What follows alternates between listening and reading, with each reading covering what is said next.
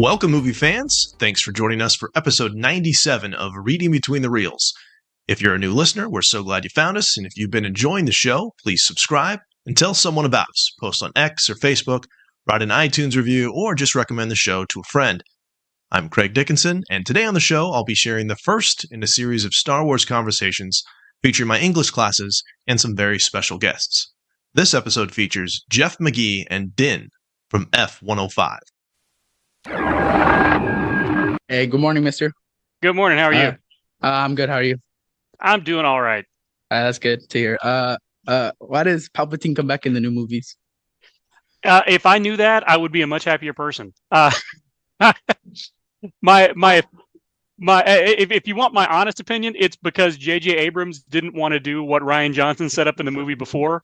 But if you want like a story reason, I guess it's just Palpatine is a malignant narcissist who believes that the universe is better with him in it. And so he'll do whatever he can to come back. And we actually are seeing in some of the cartoons, like the Bad Batch that just finished, we're actually seeing like the beginnings of that process. So that's my honest opinion, is that he's just so full of himself that he thinks the universe is better with him in it. What do you think? That he was supposed to die. Yeah. Agreed. Agreed. Right. Mm-hmm. Cool. Thanks. Good morning. Morning. I was wondering, why is the film set a long time ago? Because George Lucas wanted it to seem like a fairy tale. And if you say a long time ago in a galaxy far, far away, then we don't have to worry about anything being... And I think it was actually brilliant, because then we don't have to worry about technology that we have outpacing the technology that they have. Mm-hmm. And it just makes it seem like more of a fable or a fairy tale. That's kind of the way I've always looked at it. Is that what you think, or what do you think about it? Yeah. Okay. All right. Thanks. Cool. Thanks. Good morning. Morning. Why is the film called The Phantom Menace? What did you notice about the way the Jedi are portrayed in the film? Okay, so the Phantom Menace, I've always taken to mean the evil, like Palpatine basically is a Phantom Menace, because he's working in the background and they can't see him because they don't know him. And as a result, that's why I think the Jedi didn't really come off that well in that first movie or in any of the prequels. Did you? Because they're basically just kind of full of themselves and they're not paying attention. And they're letting fascism rise up right under their nose. Mm-hmm. Is that what you thought? What do you think about it? Yeah, a little bit. Yeah. Cool. Thank you. Cool. Good question. Morning. Morning. Why do you think Darth Vader is so obsessed with finding Luke? Much like Palpatine, Anakin is a little bit of a narcissist. He's a little full of himself, and Luke bested him, so he wants to find the person who blew up his boss's favorite toy. And then once he finds out that Luke is his son, he realizes Luke is his son. That's when it really, really comes into play for me, because I think the part of Anakin that is still alive feels bad about the fact that he never knew his son and wants to have a relationship with him. So I think that was it. I think he wants either to have a relationship with Luke, or he wants to turn Luke into him. I agree. Cool. See? Very smart. Good morning. Morning. What do you think of the way Han and Leia interact with each other? I love it, especially in The Empire Strikes Back. I'm a big fan of like 1930s and 40s romantic comedies with all that really witty, quick back and forth. And I love the fact that, especially in The Empire Strikes Back, we kind of see them falling in love. I don't necessarily like the fact that they had so little interaction in the sequel trilogy, but I understand for story reasons why that happened, because they basically lost a kid. So other than the fact that I just wanted more of what I saw in the first three movies, I'm actually fine with it. I think it was actually really well done. What do you think? What you said. Okay. All right. Why do you think Queen Amidala uses elaborate makeup, costumes, and an accent? That's actually easy for me. I got a pretty good theory on that. I think it's so that her stand-ins, her doubles, can fill in for her, and nobody will know the difference. If nobody knows exactly what she looks like, then it's much easier to make somebody up to look like her. And if she uses that sort of lower register voice, so she's basically hiding her identity in plain sight. Yeah, that's kind of what I always thought about it. Yeah. Good Yeah. question. Good call. In your opinion, how many people in the film knew that Padme was the queen and her bodyguard was a decoy? Not as many as should have. I think probably her security detail knew, but I think that's probably it. The security detail and like her handmaidens knew, but I think that's probably it because that's what keeps her safe, right? Yeah. Yeah. Good question.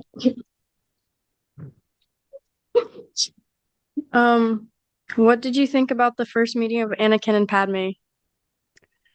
Oh, in the Phantom Menace. Mm-hmm. All I can think is cringe when I watch that now because he's so small.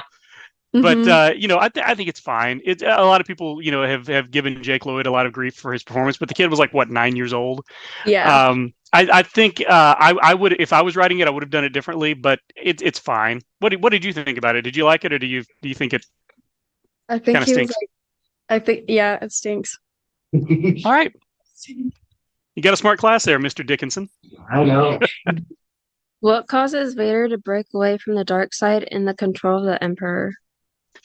I think that if you read the comics, which I'm sure most of you don't, if you read the comics, he is conflicted all the time. He's just trying to suppress it. That part, Anakin is trying to bubble up. And I think, somebody else had asked about, why he was so intent on finding his son. And I think in that moment when he saw the Emperor killing his son, I think he probably remembered Palpatine saying, wait a minute. There's actually a Robot Chicken episode where he remembers Palpatine saying that he killed Padme and before she could give birth. So he figured out, oh, wait, this guy's been lying to me the whole time. Let me save my son and get rid of this guy. And then I think he actually probably would have become the Emperor had he not died at that point. Personally, I don't know. What do you think? Yeah, I agree. Okay. Why do Jedis use lightsabers, not a blaster? Because a blaster is clumsy and random, according to Obi-Wan Kenobi. Yeah, not as clumsy or random as a blaster. It's an elegant weapon for a more civilized age. Plus, I think it's got more uses. They can deflect blaster bolts. We saw in the Phantom Menace they can actually burn through stuff. So I mean, which would you rather have, a blaster or a lightsaber? A lightsaber. See, exactly. There you go. They just know what's good. Cool. Good question. I like that one. Good morning. How you doing? Morning. I'm doing all right. How are you? I'm good. Why do you think the Jedi Council ultimately let Obi-Wan train Anakin as a Jedi? I've always assumed that was sort of to honor Qui-Gon's wishes, personally. I've never really had anybody ask about it before, but that's always kind of what I thought. What do you think? I don't really know. Yeah, it was either that or I think it was either that or the fact that they didn't want somebody with his level of ability going untrained. So I think either one of those. Oh, okay. Yeah. Good question. Thank you. It's a very good question. Why is Bail Organa upset about the creation of the Grand Army of the Republic? Because he knows where it's going to lead. He knows it's going to lead to basically a fascist state with an emperor in control of everything, and he favors democracy. Oh. Yeah. Why would Anakin's age be a reason to reject him as a potential Jedi?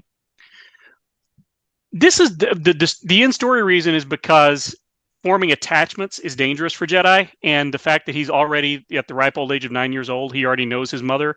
That's why the Jedi take children when they're babies so that they don't form any attachments.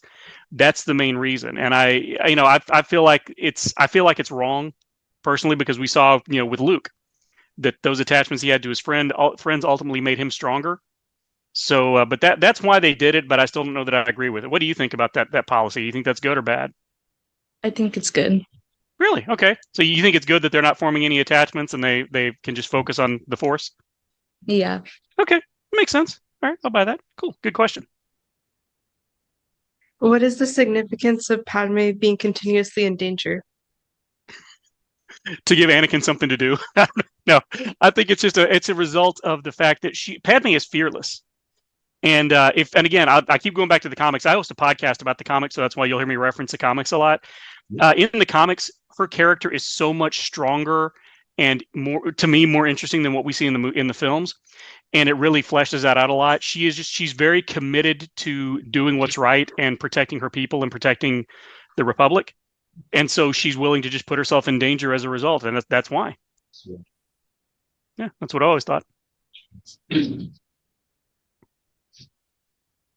What is the most memorable quote from the movie A New Hope? Why? From A New Hope. Let's see. If you could ask me The Empire Strikes Back, I had an answer ready. So from A New Hope, I think my favorite line from that is when Han Solo is talking after they have the big fight in the control room, and he says, large leak, very, very dangerous. We're all fine here now. How are you? It just makes me laugh, and it's very natural, and that's probably my favorite bit of dialogue from the movie. What about you? What is your favorite line? Probably the same. All right. Why did Yoda hide who he was when he first met Luke? It's an excellent question. I think he was trying to feel out Luke and figure out who he was. He didn't know him. He knew who he was, but he didn't know him, and so he was trying to figure out.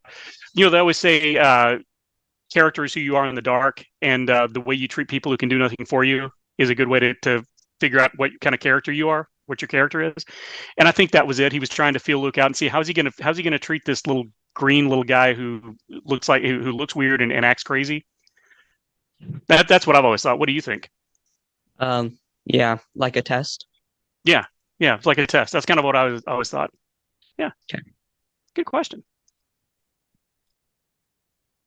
Luke and Anakin each are willing to risk their own lives in order to save their friends. Who is braver and why? I think Luke is braver because Anakin had all of this Force training and knew everything that he needed to when it came to using the Force, and Luke is sort of flying blind. He's kind of learning as he goes, and he has whereas Anakin had the entire Jedi Council behind him and the Jedi Order, Luke was on his own. So I think, to me, Luke is braver. What do you think? I agree. Good. What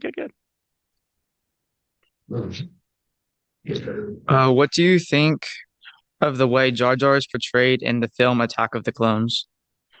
In Attack of the Clones, well, I'm glad that we didn't get as much of him as we got in The Phantom Menace, because he, I don't know how everybody feels about Jar Jar, but he annoys me. But I love the fact that Lucas said, you know what, you guys don't like this guy. I'm going to make him the one that's responsible for the rise of the Empire. Because if you remember, he's the one who set the vote on powers for the Chancellor. So I actually like the way he was used in Attack of the Clones a lot. What do you think? Did you like it, or did you want more Jar Jar? I liked it. Cool. Hi. Why does Luke surrender to the Imperials? I feel like Luke surrendered to the Imperials because he knew that was the only way he was going to get face to face with Darth Vader, and he was committed to turning him from the dark side. So that was the easiest way and the safest way for him to get face to face with Vader. That's always been my thought about it as well, at least. Okay. Thank you. Yeah, sure. Jeff, thank you so much for Sure joining thing. us. That was fun. Great questions, everybody. Yeah. We'll do it again next year.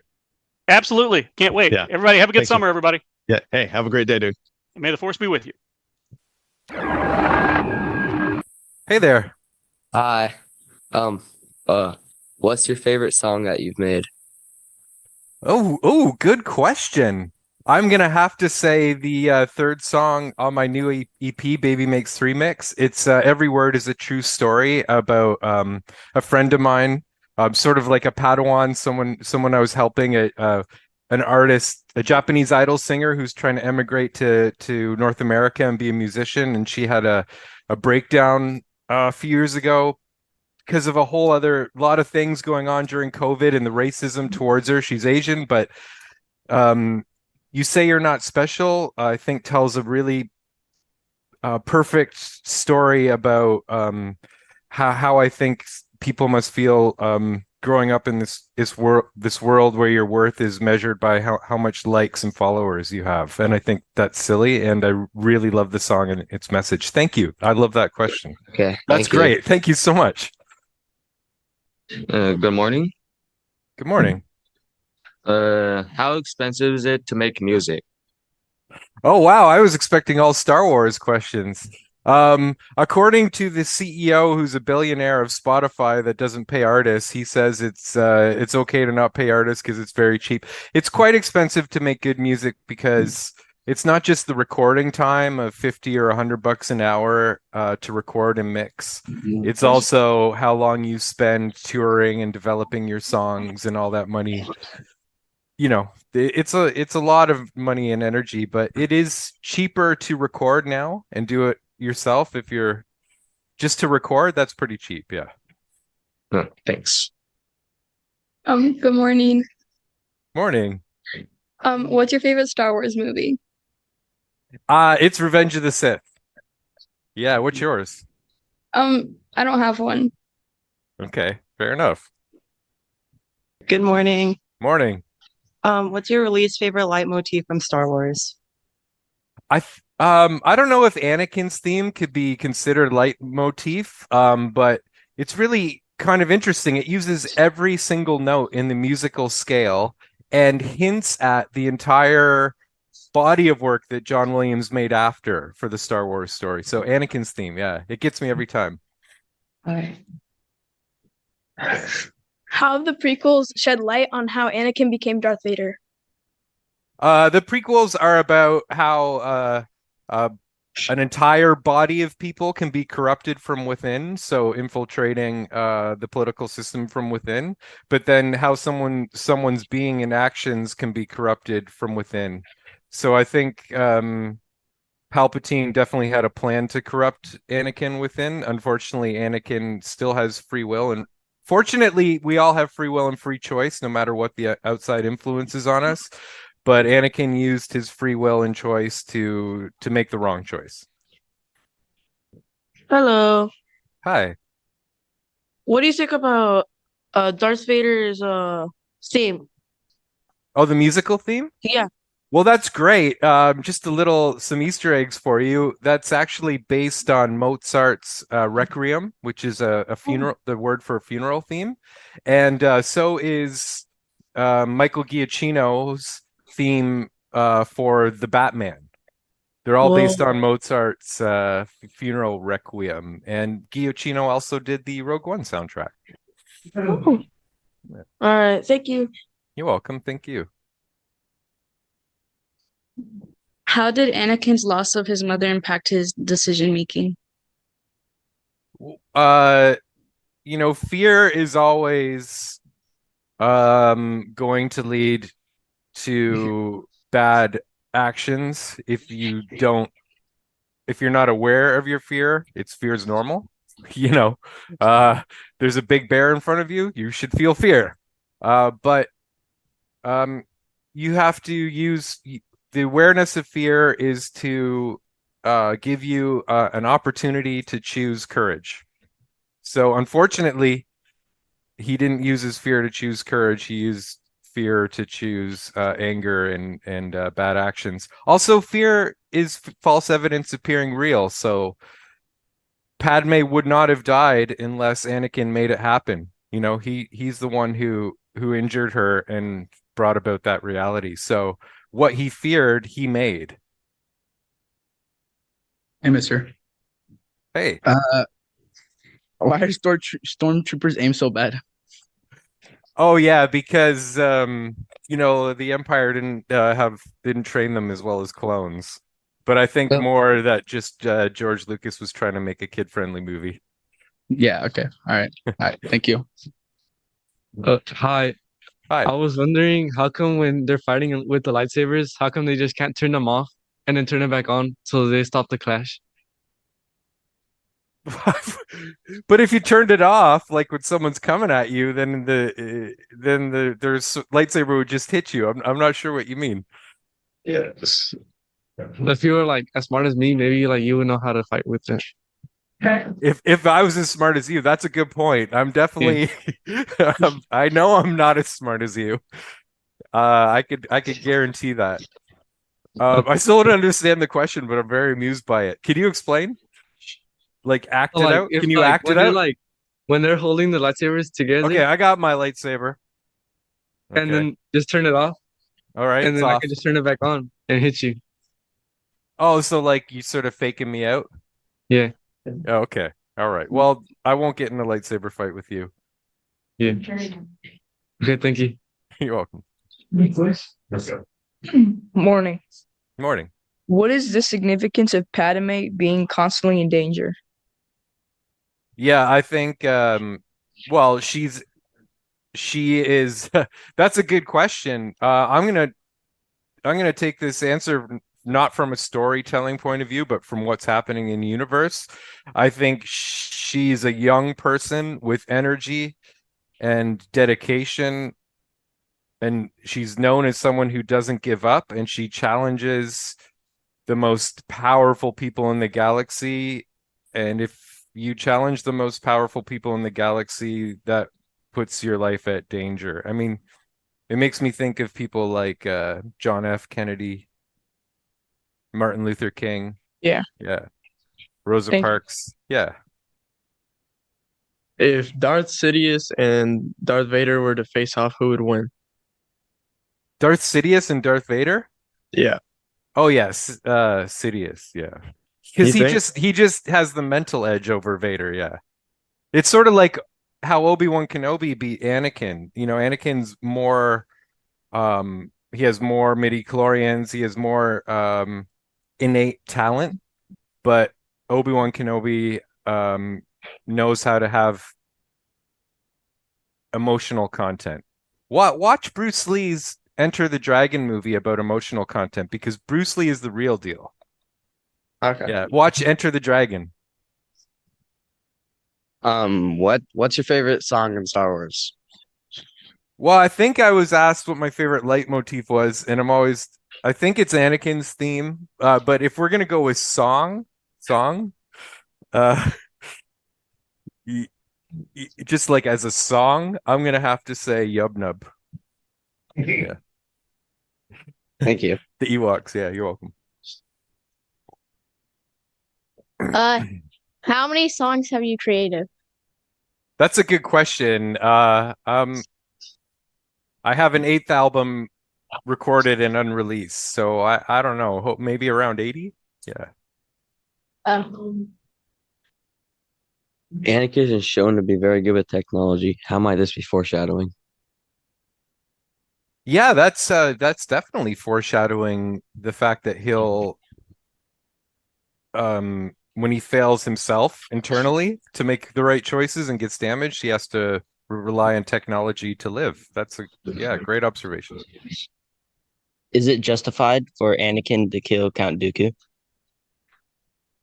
That's a good question, because Mace Windu was about to do the same with Darth Sidious.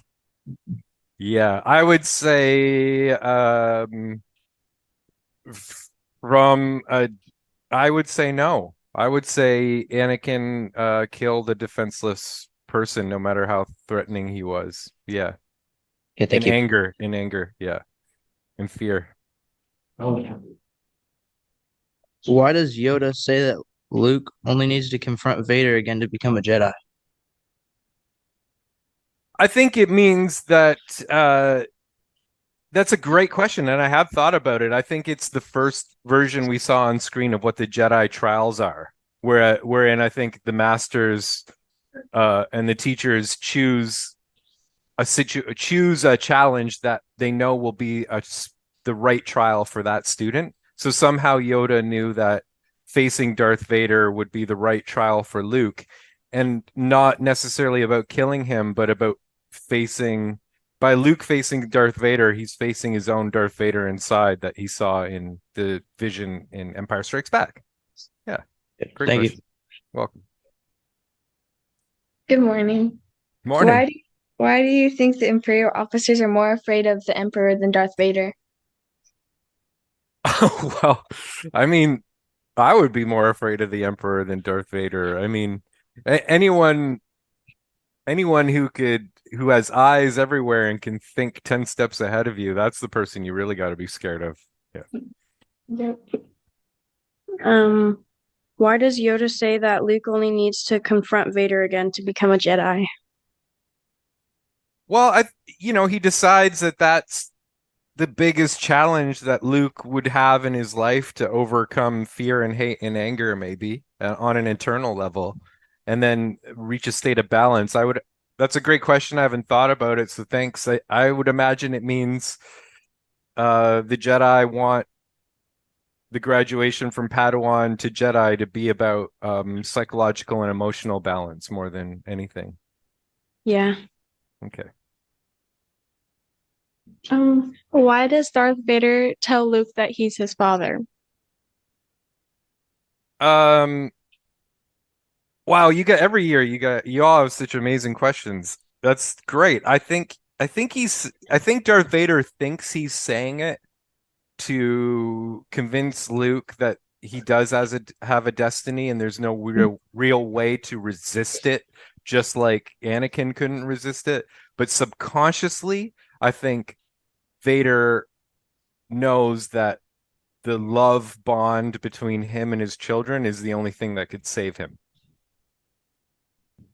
What is ironic about how Anakin treats Padme on Mustafar? Yeah, that's great.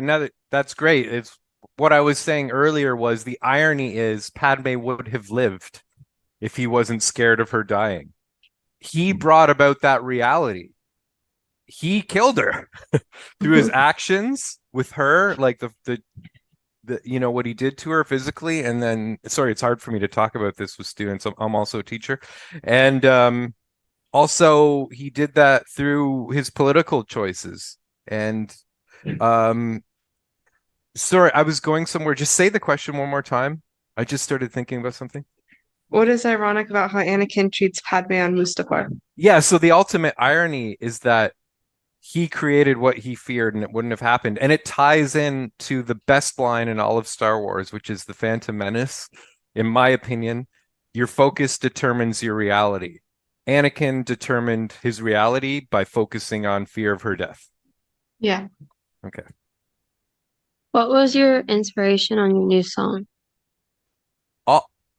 Being in my mid-40s and being a teacher of younger people, and also what I was saying before about sort of this younger musician that I was helping. I don't want to write music I'm like George Lucas. I want to figure out how to make art and music that my own teenage or child self would have liked. So, but knowing but not being fake, like not trying to be cool and young again, like not a rock and roller trying to relive his youth, but like from the perspective of this is how I think about these issues from my age. And I think they're important. And I wanted the songs to be like a conversation between me and younger people, not like preaching at or not trying to be young and cool, if that makes sense. Yeah, thanks. That's a great question. I really appreciate that. Thank you. What do you think the most impactful scene for Anakin is? Yeah, it was up until Kenobi, I had a different answer for you, but I actually think the unmasking scene and between him and Obi-Wan and the season finale of Obi-Wan Kenobi is the most emotionally impactful and greatest acted scene in all of Star Wars ever, actually. And just a little story. I got invited to see the season finale premiere of Obi-Wan Kenobi at a movie theater in Toronto with Deborah Chow and Hayden Christensen in attendance.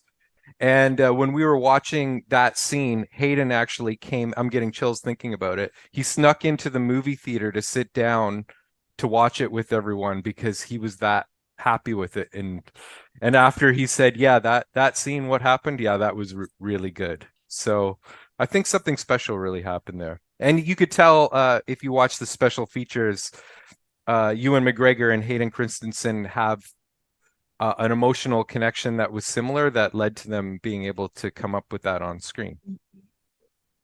So that's a fantastic place to end, and we got to wrap because it's almost the end of first period. So I just want to say thank you so much for joining us today, Dan. Really, really appreciate it. Oh, it's like I'm not just saying it's my pleasure, teaching is the best, and the questions were amazing, and I'm sorry if they were long-winded and we didn't get to all of them. And thank you again for the musical questions and tying that in because it's directly influenced by Lucas. Thank you. May the force be with everyone. Yeah. Have a great day, my friend. You too. So as we close, we just want to say thank you so much for listening. If you'd like to connect with us, you can find us on X and Facebook. Email us at readingbetweenreels@gmail.com or use the SpeakPipe app on our website. If you enjoyed the show, please subscribe and tell a friend. And you can support us by writing an iTunes review. One last thing, our next episode will be the next in our series of conversations between my ELA classes and some very special guests. We hope you'll check it out and let us know what you think.